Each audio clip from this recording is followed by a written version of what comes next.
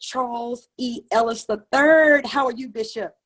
I'm doing fine. Thank you for having me on today. You've always been so very kind to me. Well, I love having you a part of the show. Anytime that I can have you on, you know you're welcome to come on. But today you're coming on talking about something special to your ministry, to your church, Greater Grace Temple of Mega Church in Detroit, Michigan. I know that you're the pastor there, and you guys have just recorded a single, Covered, with featuring Chrystal Rucker. Oh my gosh. Tell us about this single, Bishop. Well, it's a great single. Our minister of music, Derico Lloyd, he and his wife put together this song, wrote this song, and put music to it. And he brought me the proposal that they felt that the Lord had given them something to help, soothe the doubts and calm the fears in the midst of this pandemic.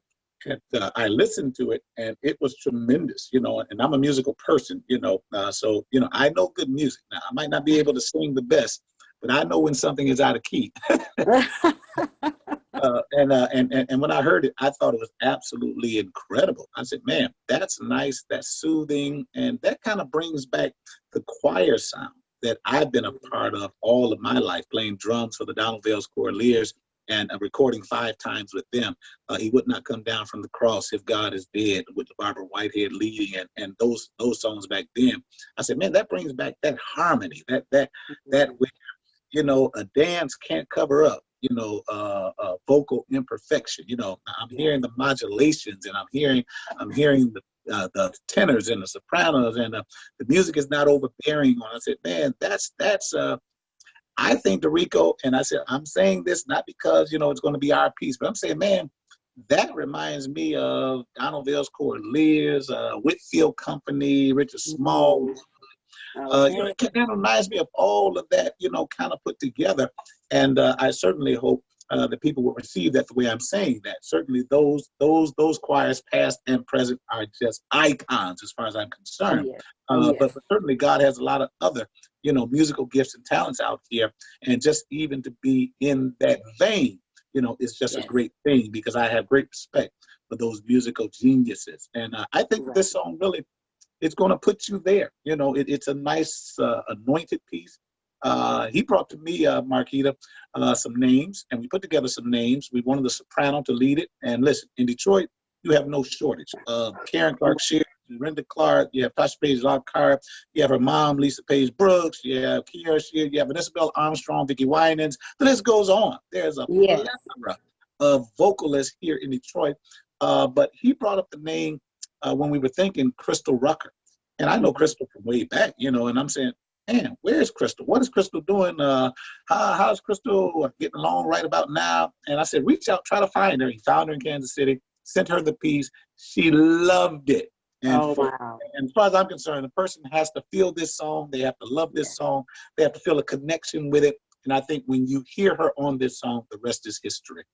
Wow. And if anybody knows Chrystal Rucker, they know that anything that she sings is beautiful and is heartwarming and touching. It just takes you right on in there. So I know that she has added a special touch to this song, Covered. And what song to have at a time like this, the pandemic? We cannot avoid talking about the pandemic during this time. So how do you think this song is going to touch the lives of people? Covered, what, the title, Covered, what does that need to say to people right now? As you said, Markeita, I don't think anyone has not been touched by this pandemic. To some level or the other, in one way or another, but all of us have been touched. Some have been touched very deeply. They lost a loved one that they had to drop off at a hospital, and they could not see that person again. The early days of the March and April, when people were succumbing to the disease, people were not, they were cremating loved ones because they weren't sure about, funeral homes being able to properly dispose or to prepare or whatever. And people just had to make a lot of decisions because they didn't have all the information or enough information. And I cannot imagine that, And so it was a lot of uncertainty. And then, you got a spouse who now, well, I was connected to my wife or my husband. So now I'm dealing with it myself, and I can't even, not even in good shape to go to the funeral of my spouse because they're in and on a ventilator. And it was just so chaotic that, sometimes a music A Yeah. piece of music, a song, a melody can help to calm things and to soothe. James Cleveland's song years ago, without a song, a day Mhm. would never end. The road would never bend. When things go wrong, thank Yeah. God he gives us a song. And I think that right now, this song, not only is it relevant for this time and for this season, it's a Rhema piece of music, but I think even beyond this, we all are jeopardized in our lives day in and day out with something. And to know that we're Yeah. covered by the blood of Jesus, that helps get you through a day.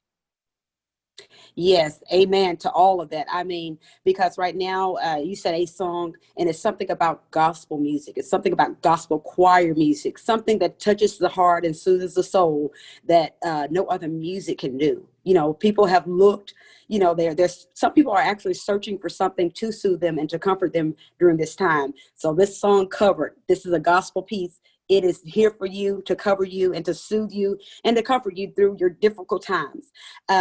Then my next question is, will there be a virtual performance of this piece or any sort? Do you guys have a video that's following, or is there a project following this piece, or what more is coming after this? We actually brought Chrystal here. I believe it was over the Labor Day weekend. She came here and she ministered in our outdoor campus service as we unveiled the song Oh, with wow. a portion of our praise team. And of course, this song it can be a praise team with background vocals. But you know, it's kind of a choir piece. It's Yeah. kind of that feeling, three-part harmony. You know, not just two sopranos and two altos and two tenors, but it's that Right. piece. You know, it's that choir Yes. and that moving piece. And we were able to record it by bringing all the choir members in 10 at a time, you know, so they could be socially distant. So really the way we recorded this, you know, I want everybody to know, you know, we recorded this in the midst of the heat of the pandemic. So Wow. that was one of my questions, man, how are you going to bring 70 people in a room and record this next to each other Yeah. with their mouths open and words protruding out? You know, how's that going to happen? You know, and he brought the proposal to bring 10 in at a time. I think it was maybe 7 to 10 people at a time came in, and then we put it all together, and you have what you have, this musical piece covered. And thank God for electronic equipment and you know, modern technology. You know, you Yes. can do things now that you couldn't do years ago. But Right. I think that this is that kind of piece. And going back, you know, we filmed the praise team with Chrystal Rucker, but I think we need to have the choir and we need to Mhm. have that virtual piece, because right now you're not able to go to a lot of the No. award shows or what have you. McDonald's Gospel Fest is doing everything virtually. You know what I'm saying? The Yeah. Detroit piece is coming up this coming Sunday, and I'll be a part of that, doing the welcome, the greetings, and I'm doing an inspirational, uplifting piece during that McDonald's Gospel Fest inspirational tour concert, the Detroit group and version of it coming up this Sunday. But again, you know, I think that we need to put together that video tribute and that video piece with the choir, because Yeah. when you hear the musical Hmm. and when you hear it, you want to see, you know what I'm saying, that presence there as well, because that's really going to give you the visual with the audio that you're hearing. Right, right. I love it, Bishop. I love it. I love what your choir has done. I love Chrystal Rucker and her voice and everything that she has added to this piece. Now, you mentioned earlier that you had a history in music. Go into that a little bit about your history in music, because you have some things that I think people will be surprised to hear. Absolutely. Well, you know, my dad came to pastor at 26 years old in 1962. Very small church, and there were maybe about 35 adults there, and maybe about 51, including kids and teenagers and what have you. At that time, we came from Chicago. I was 4 years old at that time. My dad was the pastor, elected pastor there, and Dietrich Haddon's stepfather, Apostle Clarence Haddon, was the choir director. He probably was the minister of music. He didn't have but one choir there, you know what I'm saying? Yeah. And you know, he had 12 people or whatever the case in it. That was the choir. That was the mass choir, the only choir. But he was the choir director, you know, back then at probably about 20 years old. I think he's maybe about 6 years younger than my father was. So he was 20 years old, and he was the minister of music. So we have that rich legacy. Dr. Manny Moss Clark and her husband, Pastor Clark, their church was 3 blocks down on the same street. And my dad befriended Dr. Clark and got her to come down and to train that small choir back in the 60s and help to take them to that next level. Of course, she was, as far as we're concerned, she was an icon back then in the 60s. And we know the legacy there. So, you know, we're like families with the Clarks, you know, the Clark sisters, all of us, we went to Mumford High School together with the Winans, with Fred Hammond, the commission, the list goes on and on. So we have that great school legacy as well. But, you know, then, you know, my sister became the children's choir director at 12 years old just by giving the kids something to do in between service. Because, you know, back then we had night service at 8 p.m. and we didn't go home because we cooked at the church. So we stayed there all day. Kids tearing up the sanctuary. My dad said, do something with them kids. Mother Dawes put us in the choir stand and told my sister, get up there and teach them kids a song, and the rest is history. My sister became a very prolific minister of music. You know, Donald Vales came in and helped take us to even another level of recordings, and that was in the late 70s and the early 80s, and I played drums for them on 5 of those albums. He Would Not Come Down from the Cross, If God Is Dead, With a Made Up Mind, all of those songs. And you know, Donald left in the early 80s to go to the Maryland area, to Ebenezer. And of course, now we have Tim Slaughter. He takes over from my sister. Fred Hammond came up in our church. He was a part of our children's ministry, playing the bass guitar for the choir. Byron Cage was the choir director coming up in the church. Mitchell Jones of commission. Mike Williams, he became the drummer after I retired and got into the ministry there at the church. And Mike was a drummer and an original member of commission. So got a great legacy here of musical talent, and we're just honored now to continue that. This is probably 1, 2, 3. This is our 4th recording from Greater Grace Temple. And before my father made his transition in March of '96, he had just recorded at T. Garrett Benjamin's church on the Ty Scott level. They did a song. Ty Scott Records did a piece, the Blood Songs and the Cross Songs. So my dad did 3 numbers on that album, right on that CD, right before he passed. So we've got a rich musical legacy, and what a blessing. After all these 2 decades and change, we now have our brand new release. And hopefully by the end of winter or the beginning of spring, we're going to have our full CD out. Awesome. Awesome. And that was my next question. Is this leading to a full CD, or what is this leading to? Man, so by the spring, we're going to have a full CD. That is exciting. And you have a rich legacy of music and just connections there at Greater Grace Temple. How does that feel? I mean, to have all of these connections and things. Do you pass that along? I mean, you have, I believe, 2 children. Is that right? And how are they, you know, a part of, you know, are they, you know, kind of tying in with the legacy of Greater Grace Temple and the legacy that your father built and left behind? Tell me a little bit about that. Absolutely not music wise. And my wife will tell everybody, you know, when we got married and you know, she became the assistant pastor's wife and now the pastor's wife, she said, you know, she told everybody, listen, I don't sing. I sing in the choir, but I'm not one. Don't put the mic close to me. I just like being up there, and I can blend in with everybody else. So she said, you know, a lot of times the pastors go preach, you know, they say, does First Lady sing? Does she want to sing a song before you preach? My wife said, listen, don't put me up. That's not what I do. And I believe in staying in my lane. I don't feel that I have to try to fill some space that people think First Ladies are there. Some First Ladies that can absolutely bring it and blow it. She said, that's not all of us. And I'm not trying to fit in that mold. That's not what I do. My kids are not music people for the most part. They don't play instruments. They don't sing for the most part. But they're very active in the ministry and in church. And I'm just happy to continue the music legacy on this level of Greater Grace Temple. Because again, I've been pastoring 24 years, and it's not that we haven't had the opportunities to, but it's just never come across my plate. I've been so busy doing other things that is my vision and things that I want to do. So I'm glad now to add this to the repertoire and to the list of things that we've done here at Greater Grace Temple in my 24 years. Awesome. You're doing an awesome job. I tell you, you're doing a great and wonderful job. You mentioned earlier how you recorded this during the pandemic and you guys are going strong. Can you give a word of encouragement to other pastors or leaders that are listening in as to what they need to be doing and, you know, what direction should they be going during a time like this? Because we're in an unprecedented time. No one has been here with technology and different things that you mentioned earlier. So what can leaders be doing right now during this specific time?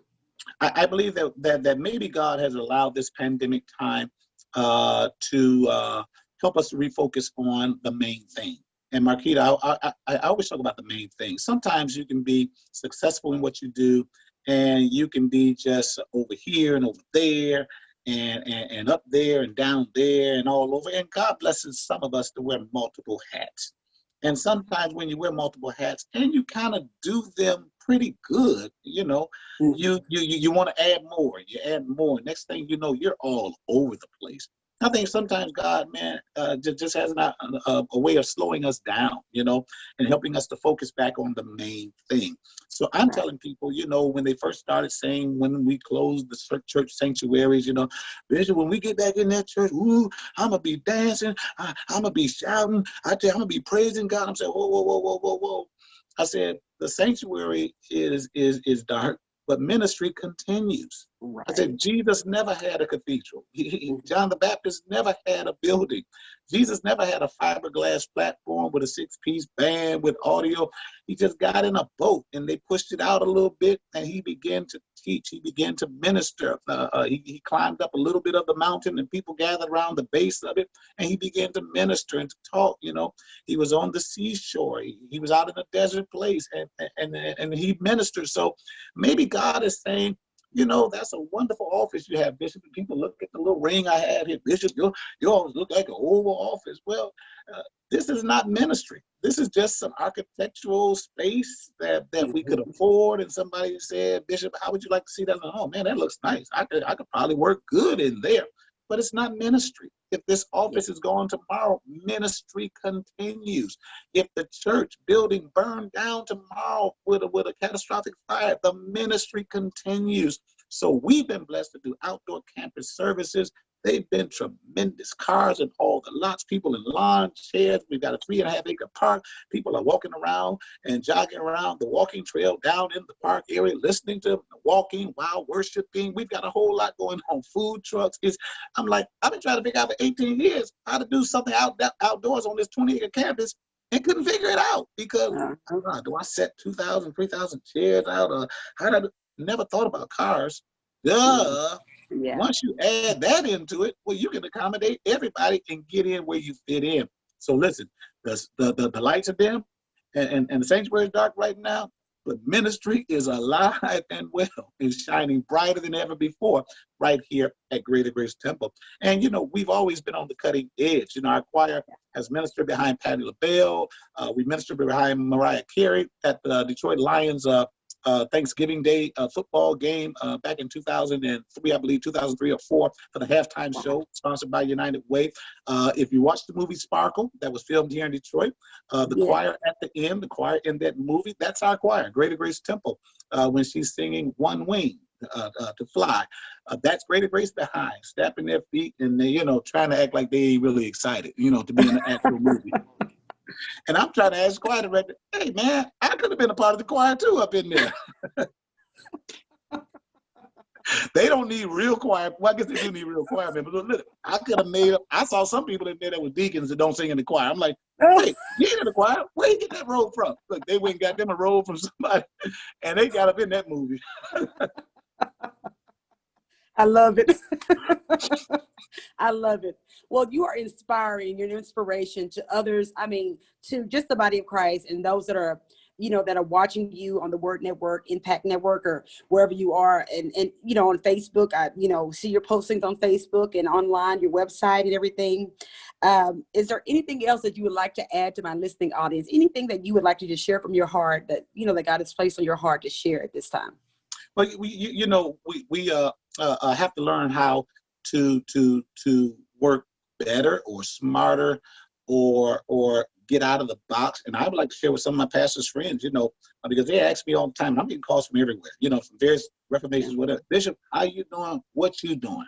Are you back in the sanctuary? Are you still out? When you think about going in? And a lot of people want to know what I'm doing and how I'm doing. And, I've learned to let this be a time of rest. Let this be a time of of re-energizing myself and renewing myself, because we do go and we wear all these hats and we're all over the place and we don't tell nobody no. So we're on a plane. My wife and I said, man, we ain't been on a plane in 7 months. And I'm like, and I'm not gonna be on one in the next 3 months. I'm like, wow, you really can slow down. And what I learned to do, pastors and leaders, and listen, I provide something for television. That's different than what you see outside on Facebook. That's the outdoor campus service. That's from 10 to 11:15. That's easy service. Now, what you see on television, that's from the sanctuary, but the sanctuary is dark. But what I do, Markeita, I go in every 4 Saturdays. And we take 4 complete services, half-hour presentations for television. So when you see me for 4 weeks, that was done in 1 day. I do that 25-minute sermon, change my clothes, put another suit on, do it again, change my clothes, do it again. Then the praise team comes in an hour later, and, they bring 4 changes of clothing, and they do a song, change the song, change. And now the production team, they put together that song, my sermon, that becomes our television piece. I want to keep that piece, a certain kind of presentation and not the outdoor campus. But that's for Facebook Live and for Greater Grace Temple Facebook page. But that's what I've learned. And guess what? I'm now done with that television production for a whole month. I've got all four telecasts done. I'm done. So I'm not going in there every week and I'm preaching outdoors and then I'm going in the sanctuary and putting on a suit and doing something else. So I've learned how to be smarter and more productive, Jeopardy and Wheel of Fortune, you know what I'm saying? Yes. They film like 3 shows in 1 day. Right, right. And sometimes, I don't want to call them darkness, but the Bible says the children of darkness are sometimes wiser than the children of light. Those people know how to do it and how to do it efficiently. If I'm going to bring the band in, I might as well get 4 songs out of them instead of 1. I'm paying the same amount. Are you hearing what I'm saying? Yeah. If I'm going to bring these TV people in, hey, y'all ain't got to come in every week. Let's come in here 1 Saturday. Let's spend about 3 hours and get it 4 telecasts done, and we're done for the month. So, that's what I've learned. I've learned how to really enjoy and to, can I say this, retire while I'm working. Because I began pastoring in my 20s. I began pastoring at 38 years old, 37 years old. So, I got a ways to go, but I'm not going to be here 80. I don't think. I'm only going to be here 75. I believe that I'll be done. I'm passing the mantle on to somebody else.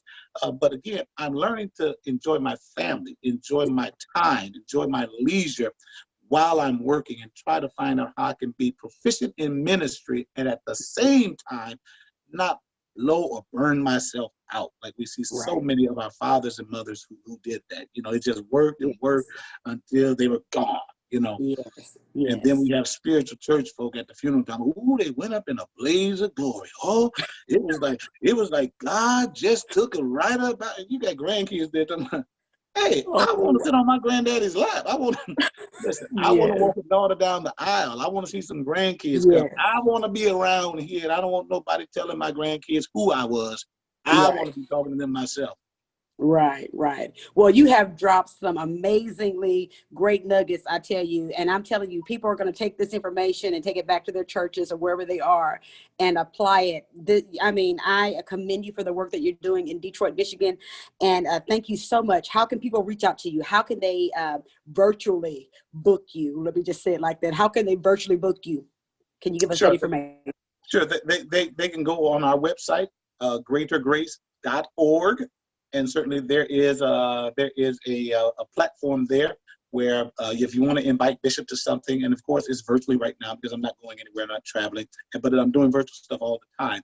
You just fill that information out. It goes right to my assistant, and she gets right back with you to find out more information and whether I can accommodate or not. But greatergrace.org. Great. Awesome. And be sure to follow him on all of his social media. What name is it listed under on all of your social media pages?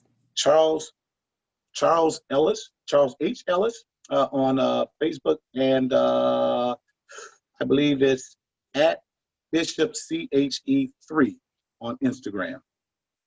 Okay, be sure to follow him on all the social media pages and go and get covered featuring Chrystal Ellis with Greater Grace Temple Mass Choir. You guys, Chrystal Rucker. Yes, Chrystal Rucker.